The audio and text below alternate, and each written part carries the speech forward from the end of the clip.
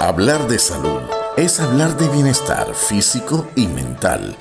Para esto, conéctate con Salud es Vida, para que estés al día con los mejores especialistas del saber, para que tú te sientas bien.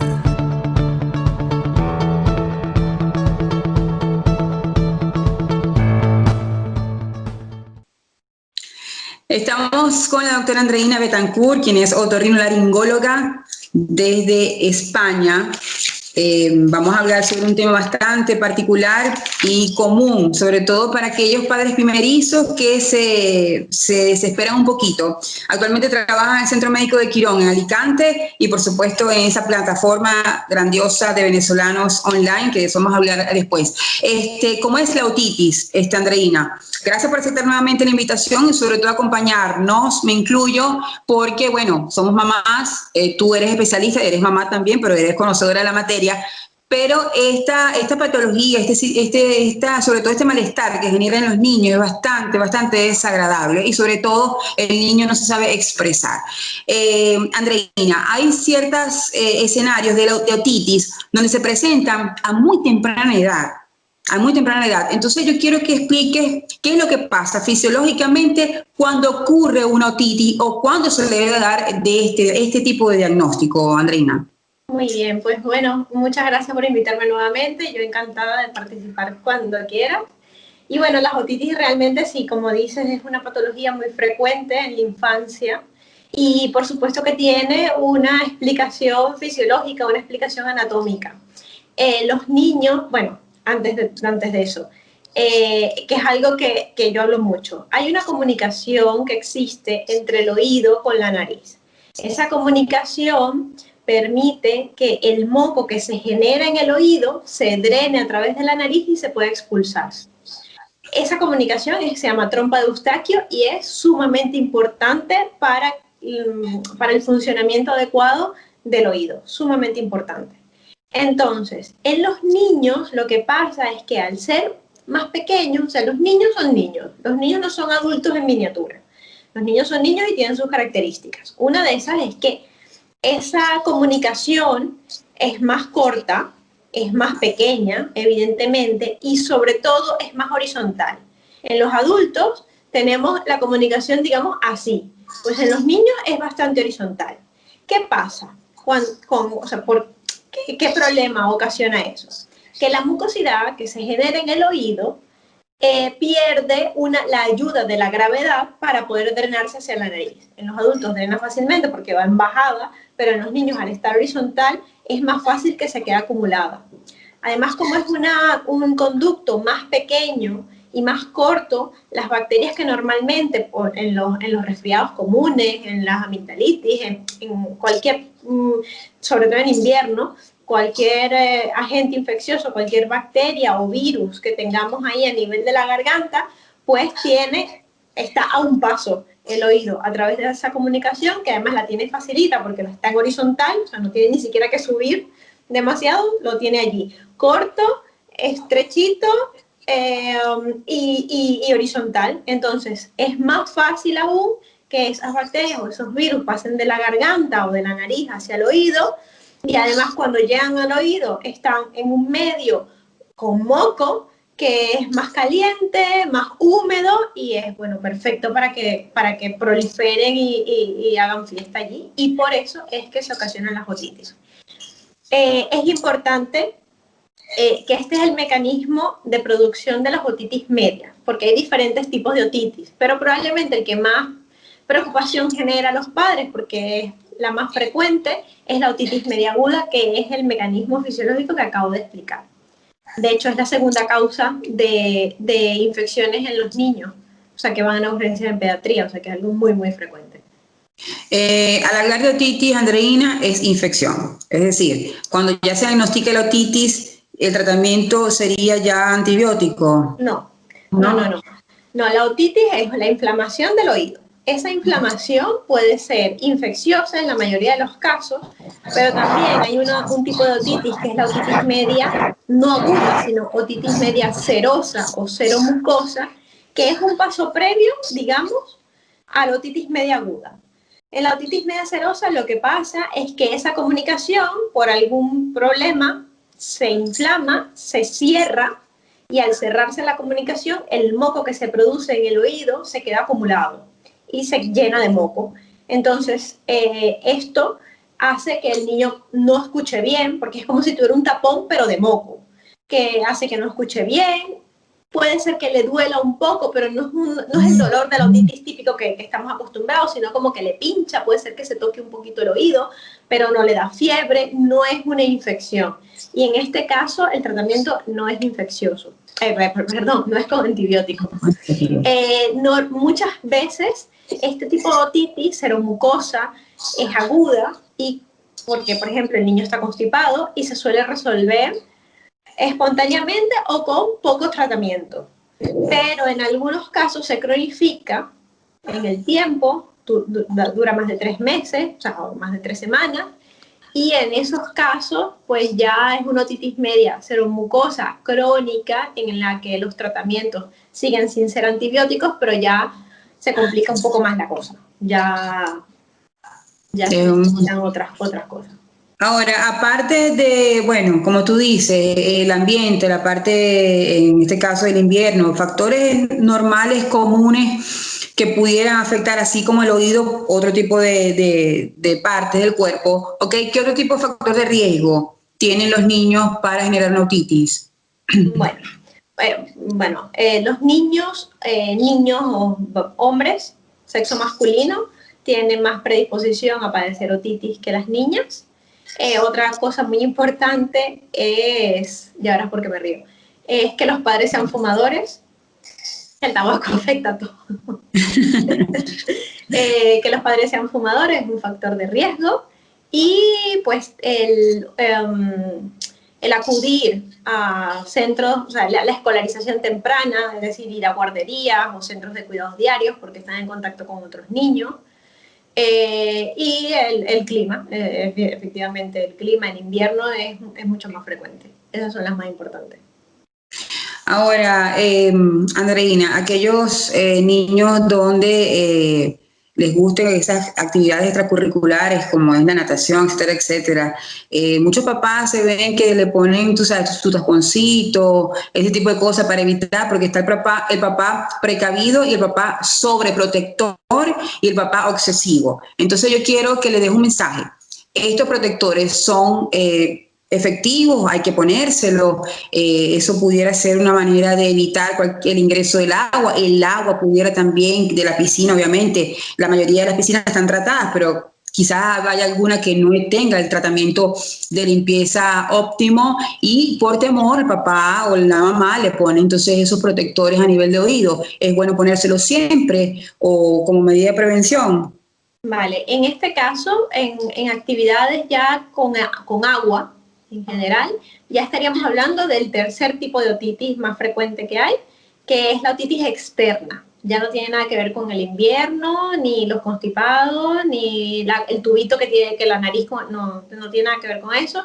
Ya es una infección de la piel del oído, que el oído por dentro también tiene piel, y es una infección de la piel del oído porque se queda húmeda por el agua, y en esa humedad crecen bacterias, que son bacterias completamente diferentes a las que están en la garganta.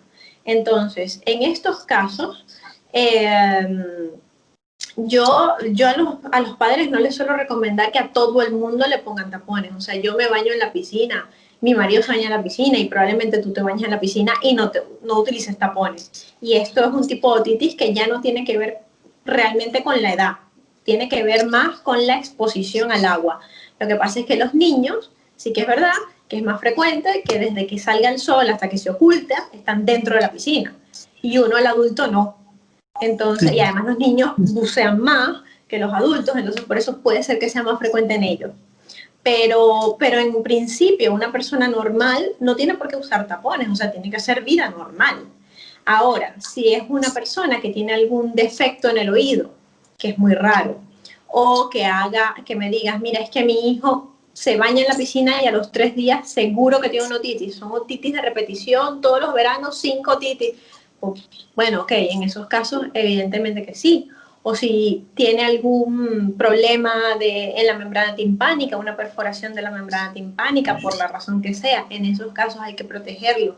Entonces, en esos casos sí usar tapones, pero de entrada a todo el mundo como prevención así universal, en absoluto. O sea, no creo que haya una indicación porque es que no tiene sentido.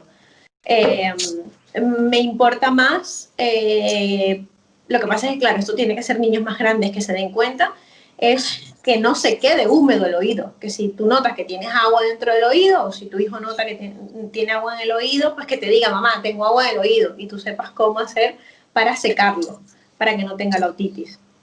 Y ya está, o sea... Andreina, vuelvo con los padres, todos los padres, esas medidas también de limpieza obsesiva, razonable. La cera en los oídos. Hay muchas premisas, muchos tabúes, muchos dichos, ¿no? Desde la abuelita hasta el médico pediatra, pero tú eres el especialista. La cera en los oídos.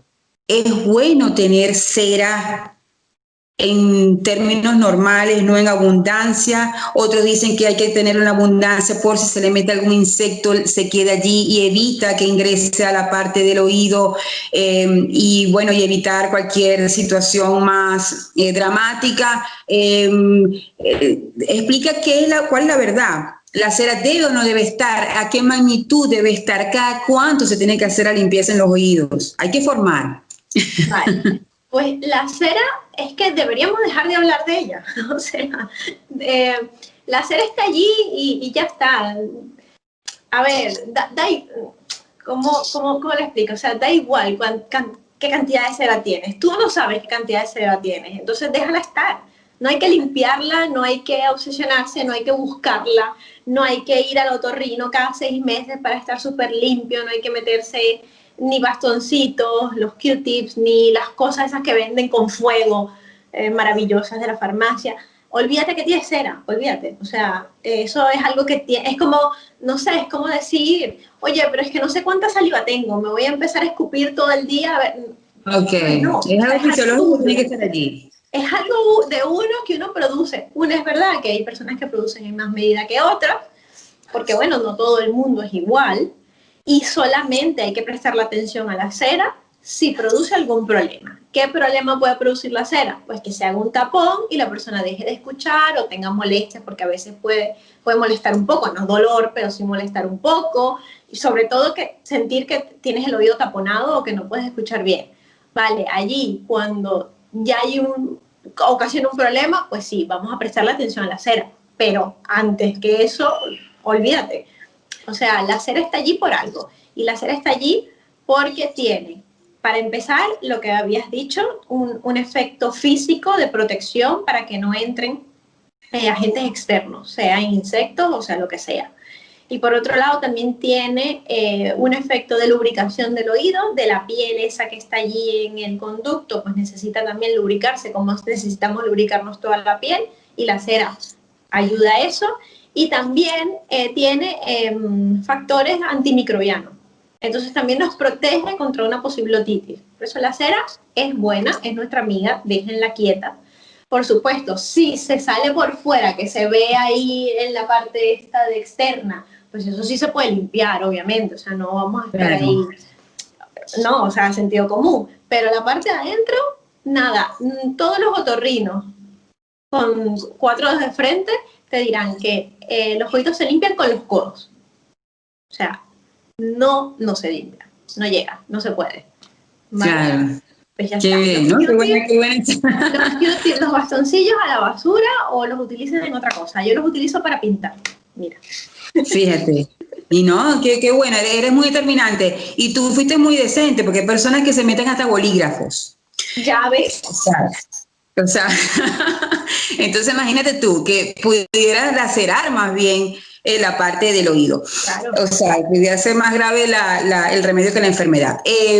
Andreina, aquellas personas o los niños que nacen con esas malformaciones, que es muy común, bueno, esas adenoides, que es algo que es muy común, que inclusive quiero que tú me lo afirmes o no los afirmes, que de hecho cuando ellos vayan creciendo se va un poquito desapareciendo. En caso de seccional, obviamente hay que utilizar el procedimiento quirúrgico, pero generalmente eso desaparece. Ese tipo de afección que es innata, eso nos pudiera ayudar también a generar la otitis, porque no hay una buena desenvolvimiento del moco, de la flema interna, Andreina. Claro, por supuesto. En estos casos hablamos otra vez de las otitis medias, y es que justamente el tubito este que te estaba mencionando antes drena en donde están las vegetaciones, las adenoides.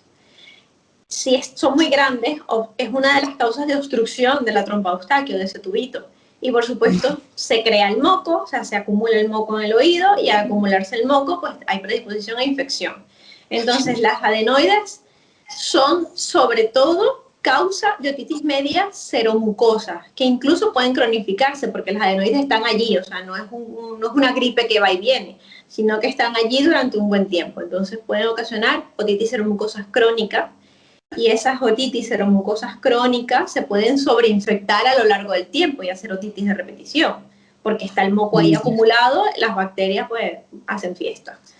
Entonces, pero sin embargo, es lo que tú dices, con el tiempo lo normal es que esto se vaya curando solo. ¿Por qué? Las vegetaciones suelen quedarse del mismo tamaño, las adenoides, ¿vale? Pero la cabeza de la persona va creciendo, y entonces va ocupando cada vez menos espacio hasta que ya no da clínica. El problema es cuando da una sintomatología muy intensa en un niño pequeño, que no puedes decirle, bueno, no, espérate 5 años a que crezca, y mientras tanto sufre, ¿sabes? No. Entonces hay que individualizar el caso. Eso es muy importante, pues hablar con la madre, ver al niño, entender la dinámica, cómo se comporta el niño, cómo son sus otitis, y en base a eso decidir si hace falta una conducta que puede ser tratamiento médico, una conducta quirúrgica o esperar.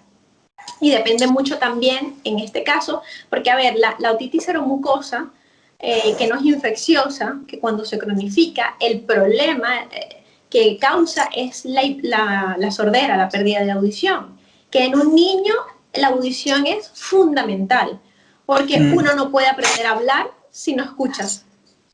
Entonces los niños pueden tener retraso en el desarrollo del habla, y por lo tanto retrasos a nivel escolares, y es simplemente porque tienes moco en el oído. Entonces eso también hay que valorarlo. Y en casos, las otitis seromucosas, en caso de que ocasionen algún problema auditivo y o del habla, en esos casos hay que tratarla. O otitis infecciosas de repetición, que pueden terminar dañando el oído porque son muy repetitivas, pues entonces en esos casos también hay que tratarla. Pero si no, no hay ninguna razón. O sea, si el niño va avanzando bien, escucha bien, habla bien y no se infecta, no pasa nada. Sí, mientras menos invade, mejor es. Andreina, hay personas que tienen como mala costumbre el hecho de cuando se sienten agua, porque bueno, las niñas, por ejemplo, que se lavan el cabello, tú sabes, que le llega el champú o el mismo jabón, etcétera, etcétera, tienen ese mal hábito de moverse la cabeza y sacarse el agua así, o apretarse con la mano en el oído para como que sirva como de chupón. ¿Cuál es la verdad? ¿Cuál es la mejor manera? ¿Cómo debemos hacer para limpiarnos ese exceso o esa sensación? De pronto son sensaciones de líquido y no es líquido, o ¿cuál es la estrategia mejor, más asertiva? A ver, yo creo que ponerse así de lado y sacarse el agua no está mal. O sea, no te va a ocasionar ningún problema, pero más bien te alivia, ¿vale?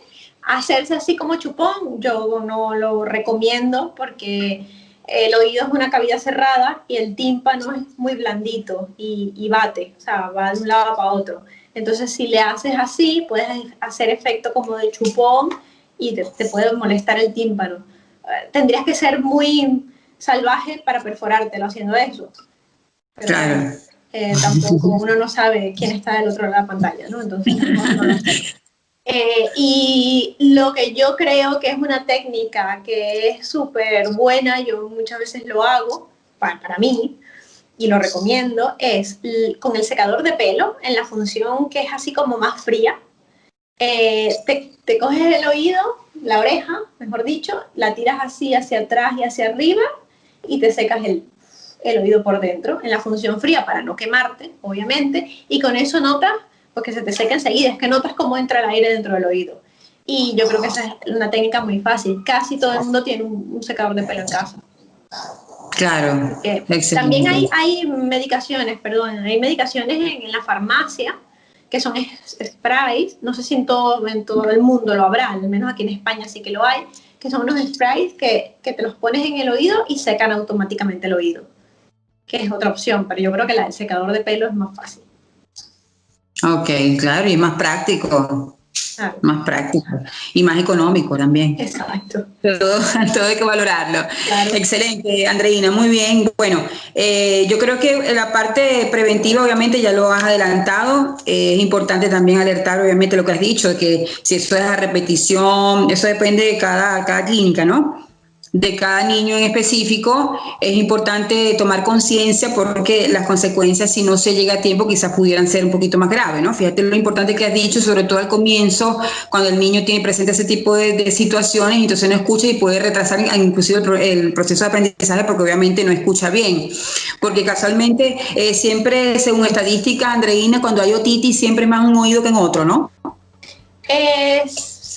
Sí, pero no tiene por qué. O sea, sí que es verdad que hay un oído que suele ser el más problemático que otro, pero al final es un proceso como general, ¿sabes?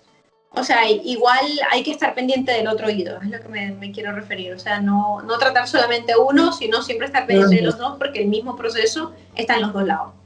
Se comunican. Muy bien, excelente. Bueno, Andreina, yo pienso que diste lo más importante, pienso que tranquilizaste en este caso a los papás, porque obviamente es una molestia que no están mintiendo, es una molestia que es bastante desagradable. Claro. Y bueno, hay que estar atento. Ahora, el niño cuando presenta este tipo de otitis, ¿crees tú que obviamente cuando va creciendo va a ir desapareciendo, ¿no? Obviamente. Claro, a medida que las condiciones anatómicas vayan mejorando, lo normal es que vayan mejorando también los episodios de otitis. Sí. Entonces, el pronóstico es bastante suave y alertador, ¿no? Y esperanzador, porque si se quiere es un desespero increíble. Andreina, muchísimas gracias. ¿Dónde te podemos encontrar? Bueno, me puedes encontrar en la plataforma de Médicos Venezolanos Online, en la parte de médicos afiliados, y también aquí en Alicante, en el Centro Médico Quirón Salud. Y pues nada. ¿Y tus redes sociales? También, eso te iba a decir, también en las redes sociales estoy como @miotorrinoandreina en Instagram y en Facebook también y en un blog también, si lo quieren buscar. Y que te felicito públicamente porque haces excelentes posts de informaciones bastante importantes porque son patologías sumamente comunes y que bueno, mientras mejor informados estamos, mejor lo abordamos. Y por supuesto aquí profundizamos algunos de esos temas y por supuesto estás comprometida a otro tema más porque son muchísimos, lo que lleva esta cavidad aquí, bastante comprometedora. Gracias, Andreina, cuídate mucho y por supuesto estamos en una próxima oportunidad. Muy bien, gracias, hasta la próxima.